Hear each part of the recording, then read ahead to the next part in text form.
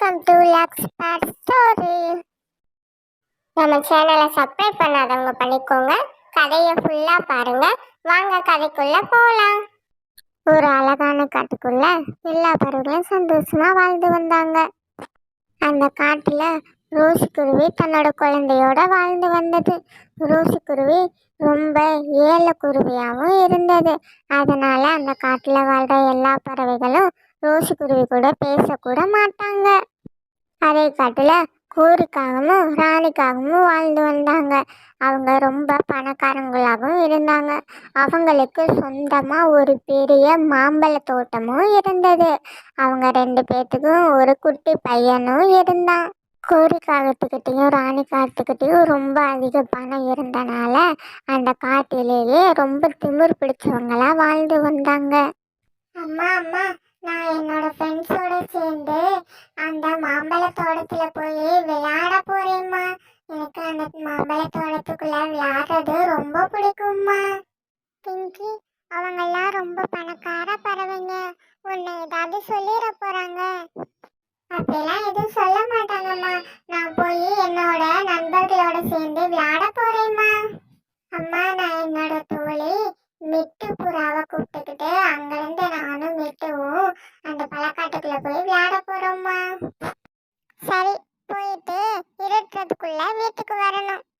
Rousey குருவி அப்படி சொன்னதும் பிங்கி அங்கிருந்து ரொம்ப சந்தோஷமா மிட்டு புறா வீட்டுக்கு போச்சு. மிட்டு, வா நம்ம போய் அந்த மாமர தோட்டத்துல விளையாடலாம். அங்க நம்மளோட ஃப்ரெண்ட்ஸும் இருக்கான்ல, வா சேர்ந்து விளையாடலாம். அந்த சின்ன குருவி தன்னோட தோழியை கூப்பிட்டுக்கிட்டு அங்கிருந்து மாம்பழ தோட்டத்துக்கு போச்சு. ராமு, நாங்களும் வந்துட்டோம் ராமு, உன் கூட சேர்ந்து விளையாடுறதுக்கு.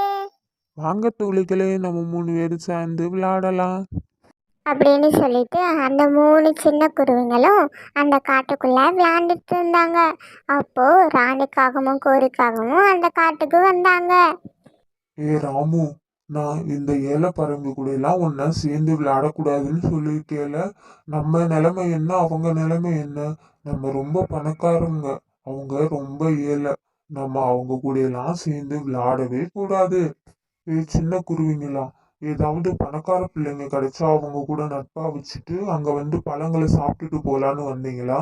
இனிமேல நீங்க 2 பேரும் என்னோட தோட்டத்துக்குள்ளேயே வரக்கூடாது, ஓடி போயிருங்க அப்படின்னு ராணிக்காகவும் கோழிக்காகவும் சொன்னதுனால ரொம்ப அழுதுக்கு 2 குருவிங்களும் அங்கிருந்து பறந்து வந்தாங்க.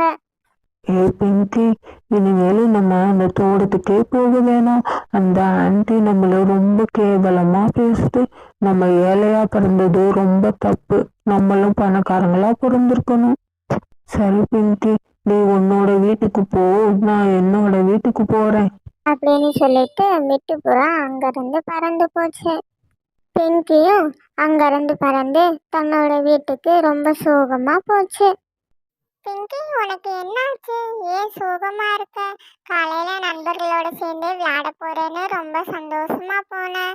இப்ப ஏன் முகம் வாடி போயிருக்கு? என்னாச்சு செல்லம் உனக்கு? அம்மா, அந்த ராணி ஆண்டி என்னையும் மிட்டு புறாவும் ரொம்ப கேவலமா திட்டாங்கம்மா. நம்ம ஏழை பறவைங்களாம் அவங்க காட்டுக்கு போக கூடாதா, பணக்கார பறவைங்களாம் அவங்க காட்டுக்கு போகணுமா அப்படின்னு சொல்லி எங்களை அந்த காட்டுல இருந்து வெளியே வரட்டி விட்டுட்டாங்கம்மா. இதுக்குதான் பிங்கி நான் அப்பவே உங்ககிட்ட சொன்னேன், அவங்க கூட எல்லாம் நம்ம சேரக்கூடாதுன்னு. நீ என் பேச்சு கேட்கவே இல்லை. இப்ப பாரு என்ன ஆச்சுன்னு. தன்னோட குழந்தை சோகமா இருக்கிறத பார்த்த ரோசி குருவி காங்களோட தோட்டத்துக்கு போச்சு. ராணிக்காகமே, குழந்தைங்க கிட்ட போய் பணக்காரங்க ஏழைங்கன்னு இப்படி பிரிச்சு பேசியிருக்கீங்க. பாவம், அந்த சின்ன குழந்தைங்களுக்கு இதெல்லாம் என்ன தெரியும்? ரோசி குருவி, நீ எல்லாம் என்னோட தோட்டத்துக்கு வரவே கூடாது. என்னோட தோட்டத்துக்கு வந்ததும் இல்லாம என்னவே திமிரா பேசுறியா? உனக்கு எவ்வளவு கொழுப்பு! இந்த பாருங்க ராணி அக்கா, எல்லாரும் எப்பவும் ஏழையா இருக்க மாட்டாங்க, எங்களுக்கும் ஒரு நேரம் வரும் அப்படின்னு சொல்லிட்டு ரோசி குருவி ரொம்ப வேகமா அங்க இருக்க மார்க்கெட்டுக்கு பறந்து போச்சு. ரோசி குருவி கிட்ட கொஞ்சமா காசு இருந்தனால 2 மாம்பழங்களை வாங்கி வந்தது. அங்கிருந்து அந்த மாம்பழங்களை எடுத்துக்கிட்டு ரொம்ப வேகமா பறந்து தன்னோட வீட்டுக்கு ரோசி குருவி வந்துச்சு. தன்னோட வீட்டுக்கு முன்னாடி அந்த 2 மாம்பழங்களையும் மண்ணை தோண்டி அதுக்கடியில நட்டு வச்சது. அம்மா அம்மா, என்ன பண்றீங்கம்மா? மாம்பழங்களை மண்ணுக்குள்ள நட்டு வைக்கிறீங்க? ஆமாடா செல்லம், அம்மா கிட்ட கொஞ்சம் காசு தான் இருந்தது. அதை வச்சு நான் 2 பழங்களை வாங்கிட்டு வந்திருக்கேன். கொஞ்ச நாள்லயே இந்த பழங்கள் மரங்களா மாறும். உனக்கும் மாம்பழமும் பிடிக்கும்ல, அதனாலதான் அம்மா நம்ம வீட்டுல 2 மாங்கன்று வைக்கலாம்னு முடிவு பண்ணிருக்கேன். ஐயா ஜாலி! அம்மா, அப்ப நம்ம வீட்லயும் மாமரம் இருக்குல்லம்மா? ஆமாடா செல்லம், இன்னும் கொஞ்ச நாள்லயே நம்ம வீட்லயும் மாம்பழக்கண்டு வர ஆரம்பிச்சிடும். அந்த மரத்துல இருந்து நிறைய பழங்கள் உனக்கு கிடைக்கும். இப்படியே சில மாதங்களும் போச்சு. ரோஸ் குருவி நட்டு வச்ச அந்த மாம்பழம் ஒரு பெரிய மரமாகவும் ஆச்சு. அப்படியே கொஞ்ச நாள்ல அந்த மரத்துல இருந்து நிறைய பழங்கள் வர ஆரம்பிச்சது. 2 மரத்துல இருந்தும் நிறைய பழங்கள் வந்தது. அம்மா அம்மா, நம்மளோட 2 மாமரத்துலயும் எவ்வளவு மாம்பழங்கள் இருக்கு பாத்தியா?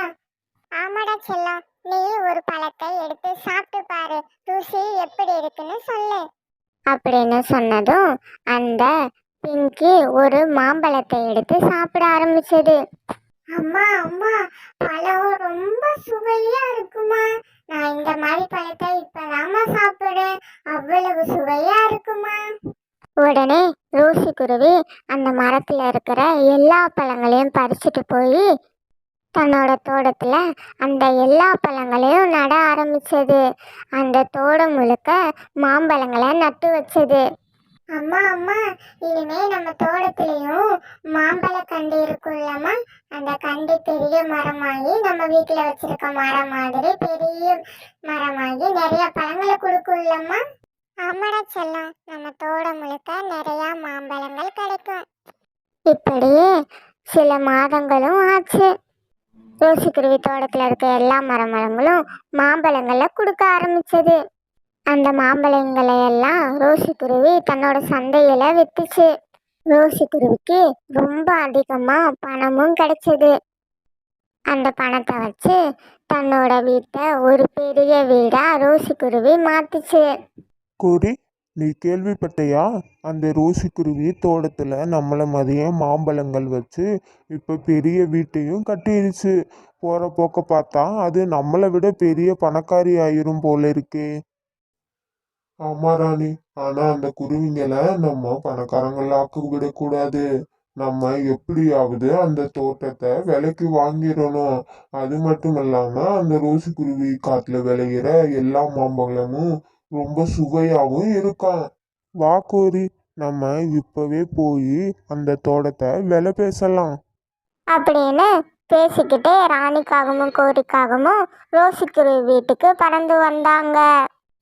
ரோசிக்குருவி தன்னோட குழந்தையோட தன்னோட புது வீட்டு முன்னாடி நின்றுட்டு இருந்தது. அந்த சமயம் ராணிக்காகவும் கோரிக்காகவும் ரோசிக்குருவி வீட்டுக்கு வந்தாங்க. ரோசி, உன்னோட தோட்டத்தை விற்கிற ஐடியா ஏதாவது இருந்தா நீ உன்னோட தோட்டத்தை எனக்கு விற்கிறியா?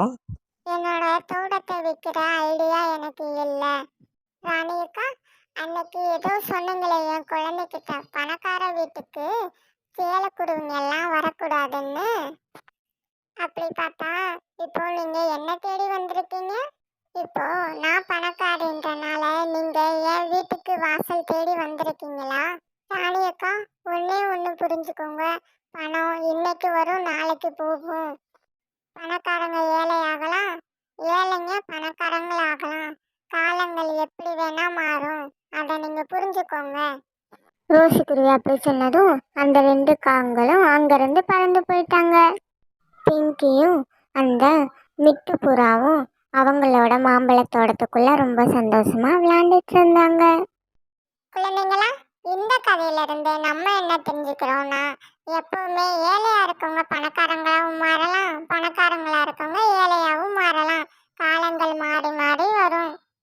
குழந்தைங்களா, இந்த கதை உங்களுக்கு பிடிச்சிருந்தா நம்ம சேனலை சப்ஸ்கிரைப் பண்ணிக்கோங்க, லைக் பண்ணிக்கோங்க. Thank you so much. இந்த கதை உங்களுக்கு பிடிச்சிருந்தா சப்ஸ்கிரைப் பண்ணுங்க, லைக் பண்ணுங்க, ஷேர் பண்ணுங்க.